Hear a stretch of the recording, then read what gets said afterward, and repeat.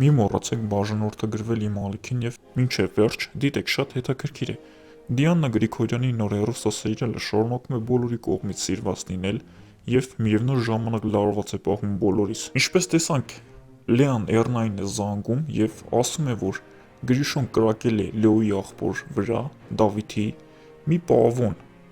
սառում է, որ իմանում է այդ նորությունը ու գնում է հիվանդանոց, որ իմանա իր աղբոր տղան ինչպես է, բայց պապիկ Ավոյին չի թողնում, որ առաջ գա, անգամ Միքայել։ Ասում է պապիկը Դավիթը ողջ է ու այդ պահին Ավոյին հրում է վերելակի մեջ ու ասում է չքվի այստեղից, ինչ եք կարծում, պապիկը արդյոք այդ քայլով ճիշտ է վարվում